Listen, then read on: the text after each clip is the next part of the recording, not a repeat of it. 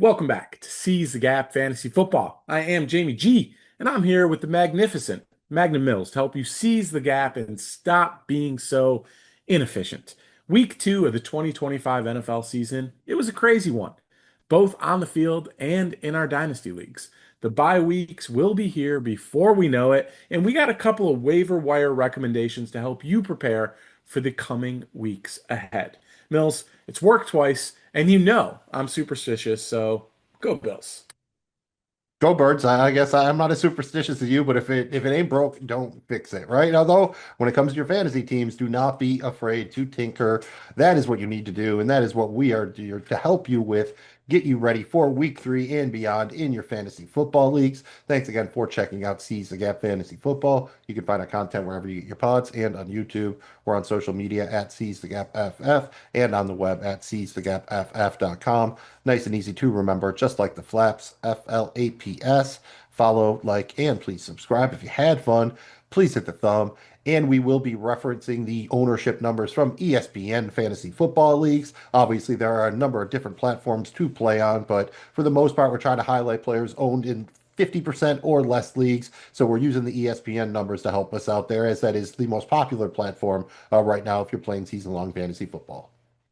We know that every fantasy league is different, so we apologize if we don't have anything for your 16 team league where you start two punters. I mean, seriously though, we're going to do our best to help you out regardless of your format. Mills, go ahead and start us off with the quarterback waiver wire options for week 3. Think we probably got a couple this week. I feel kind of triggered because I've at least played in a 14 team league where you started punters before, but I think it was only one punter. You can't go that deep. I don't even think you could flex them though, but there was a punter position. As far as the quarterback league, we're going to assume standard ESPN scoring, which is basically 1 point per PPR, 1 point per reception. Other than that, pretty standard stuff across the board. For priority ads at quarterback, at this point, you probably got to take a shot on Indiana Jones, Daniel Jones. The Indianapolis quarterback only owned in about 21% of ESPN fantasy leagues. The Colts are traveling to Tennessee, their first road game of the season, but thus far, Danny Jones has been on fire. At this point, and maybe if you own Josh Allen, Lamar Jackson, something like that, you don't have a roster spot, you can let him slide. Otherwise, probably should be picked up at this point in most leagues. At least tuck him on your bench, see what happens. And then if you are in a 2 QB or super flex league, go ahead and speculate on Jake Browning, the Bengals quarterback. Joe Burrow is looking to be out for about 3 months, maybe more, maybe the rest of the season. I don't know if you need to run out in one quarterback leagues and add Browning. You could certainly add him to the back of your bench if you have a need at the position or you owned Burrow, but most definitely in two quarterback and super flex leagues, you're going to want to add Browning. You're probably going to want to go after him very aggressively, probably having to spend somewhere between 50 and 75% of your fab budget to have a shot if you are using the free agent acquisition budget system.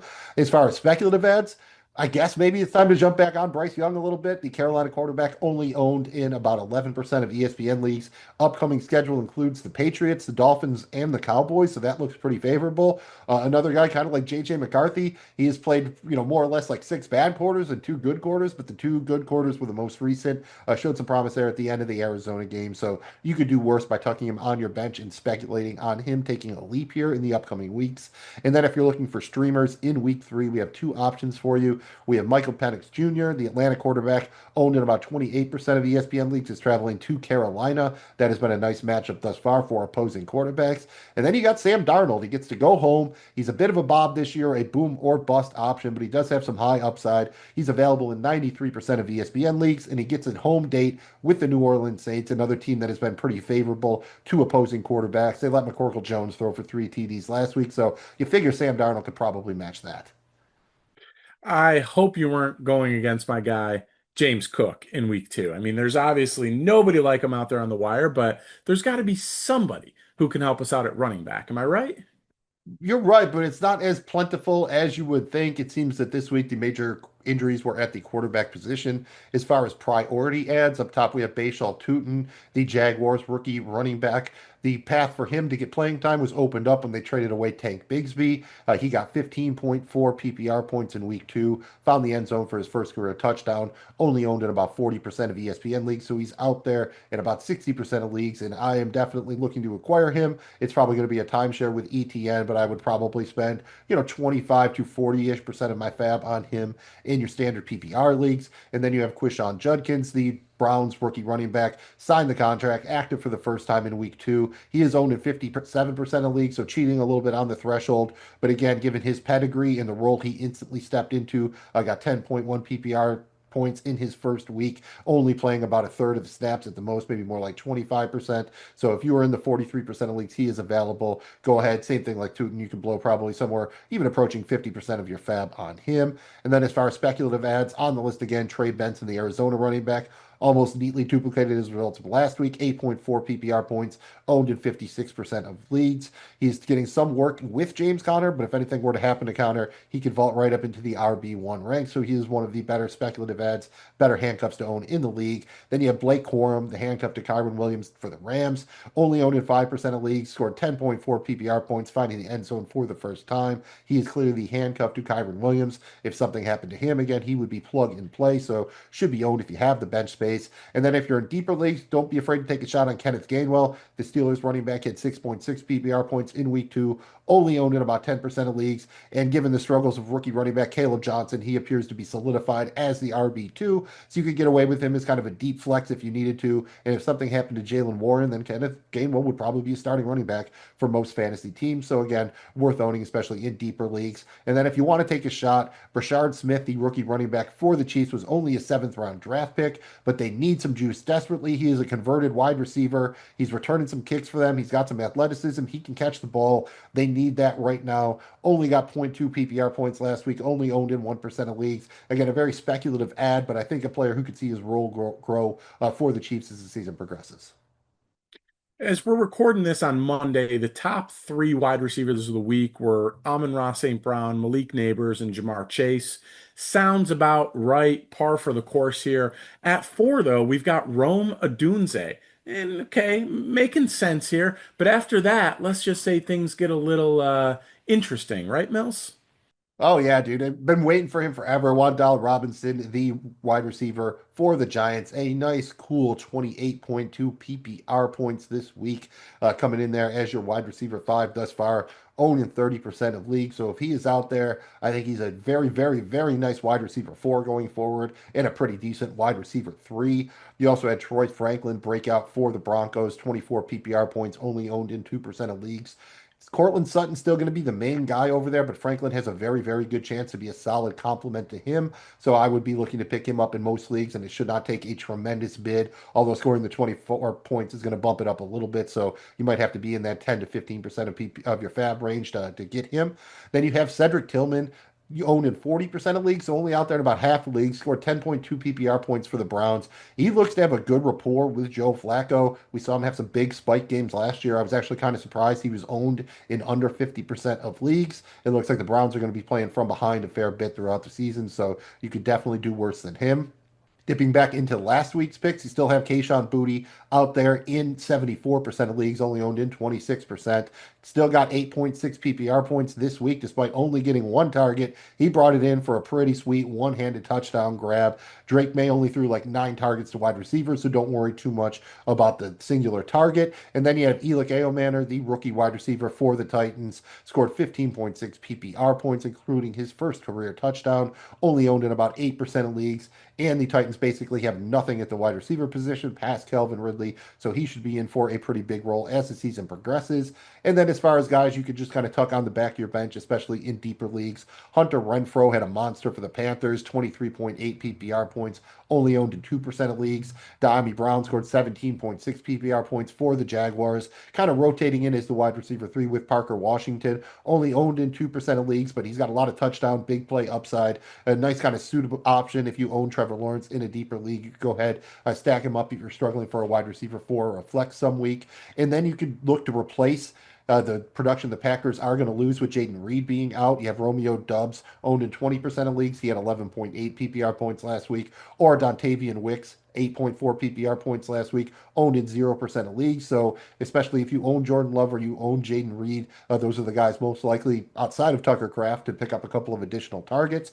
We have Jamie G's guy, Josh Palmer, looks to have solidified himself as the wide receiver three for the Bills. 6.7 PPR points in week two, only owned in 13% of leagues. I don't know if he's going to be an every week starter, but he could certainly be a starter in certain situations, especially as the buys approach. And you might even want to take a shot at him against the Dolphins on Thursday Night Football if you have a flex or wide receiver position that needs filling. And then finally, in the deeper leagues, Chiefs wide receiver Tyquan Thornton scored 13.9 PPR points in week two, only owned in 1% of leagues. The Chiefs do not have much. Mahomes looks like he's going to be willing to toss it up a couple of times to Thornton deep and try to let him go get it, come up with the big play because the Chiefs need to do something. So certainly a guy you can at least tuck on the back of your bench in deeper leagues. And then Torrey Horton, the rookie wide receiver for the Seahawks, found the end zone for his first career touchdown, scored 11.2 PPR points, only owned in 1% of leagues. So again, not a guy you need to run out or blow a lot of fab on, but if you have an additional roster spot, spend 1-2% of your fab, tuck him on the back of the bench, see what happens.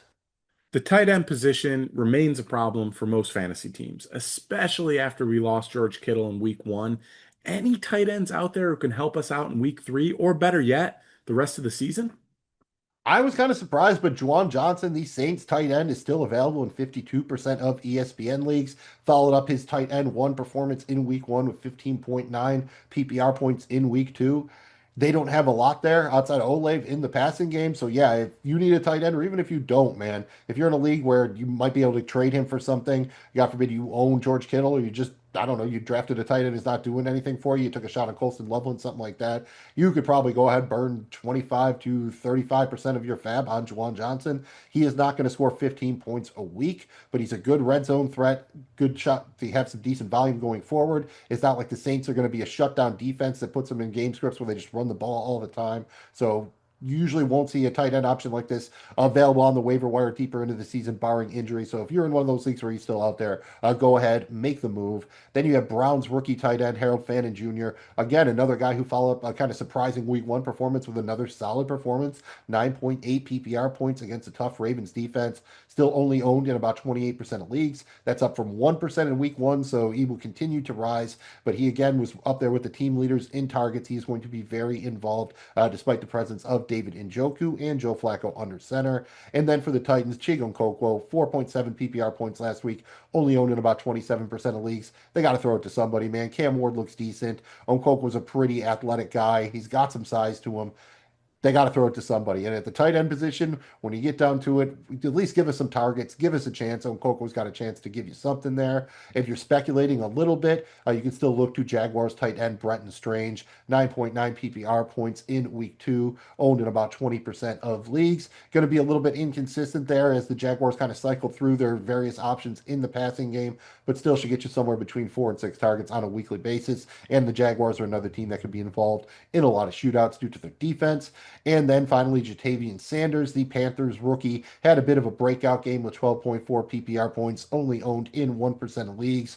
Again, that's just another team that needs options past Ted McMillan for Bryce Young. It looks like Sanders might be ready to step up a little bit in his second year. Maybe they're going to stop finally trying to make Tommy Tremble happen. A great name, but probably shouldn't be trotting out there as your main receiving tight end in the NFL in this day and age. And then if you're looking for some streaming help in week three, I think it's getting hot in here. You have Cade Otton, the Bucks tight end, only owned in 3% of leagues, gets to go against a Jets team that's given up a lot of production to the tight end through the first 2 weeks. Probably not going to see Chris Godwin back in time for week three, so Cade Otton could shape up nicely as the third option in the Bucks passing game. And then you've got Dalton Schultz, the Houston tight end, only owned in about 8% of leagues, still to play on Monday Night Football. The Texans are bereft of options behind Nico Collins. Both backup tight ends are on IR. It's literally Schultz and a bunch of rookies out there for the Texans, so he should be a fine volume option if you're looking for a tight end streamer in week three. Are you in there, baby? You in there? Yeah. Starting defense. Place at the table. Fantasy football is almost entirely about offensive production, but we do feel that the defense and special teams units deserve a place at the table. Mills, who are the top defensive and special team streaming options for week three? This is a rare case. I'm usually a guy who streams defenses, but I don't really pay up for them. I'm somewhere in the 1 to 3% of my fab on a weekly basis for a defense. Dude, the Green Bay Packers are out there in 55% of leagues, and they're at Cleveland this week.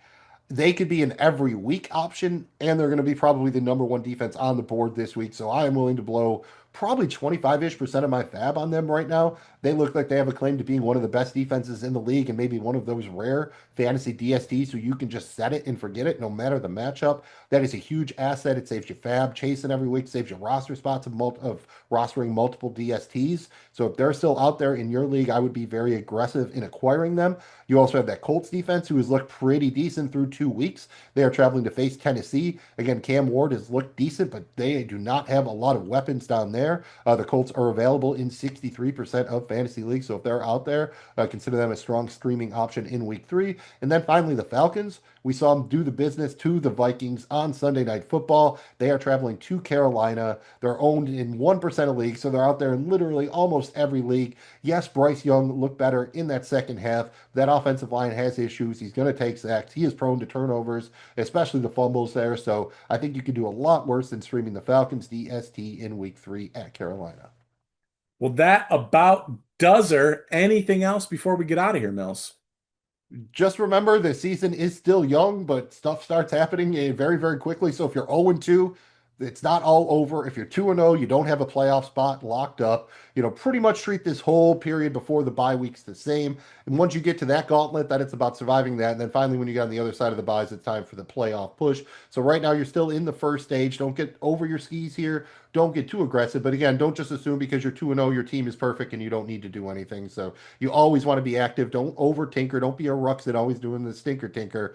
But you can't just do nothing either. You want to find the happy medium. That's where you live in the happy place, the happy medium. Got to do the happy dance. And we're doing the happy dance because we got you hanging out with us all football season. If you haven't done so yet, go ahead and throw the thumb and subscribe so we show up in your feeds. You don't want to miss us. You can't risk it. It's not worth it. We will be here each and every week to help you out with all things fantasy. If you like this, you're going to love all the other stuff we do too. So make sure you check us out. Best thing you can do is subscribe. Drop a comment below. Let us know how you're approaching week 2, week 3, what type of crazy trades you got going on. We love to hear all of it. We love talking fantasy football. And Mills will let you know where you can find all of our social media stuff. We're out there in the internet somewhere. He'll point you in the right direction. Yeah, probably the only dudes out there doing a fantasy cornhole show. I mean, maybe not. Am I lying about that? I don't know. You're gonna have to go through the feed and find out. Thanks again for checking out Seize the Gap Fantasy Football. You can find our content wherever you get your podcasts and on YouTube. Find us on social media at Seize the Gap FF and on the web at seizethegapff.com. Nice and easy to remember, just like the flaps, FLAPS. Follow, like, and please subscribe if you had fun. Please hit the thumb. I'm Magnum Mills. He's Jamie G. Thanks for checking out the show. And always remember to seize the gap and stop being so inefficient.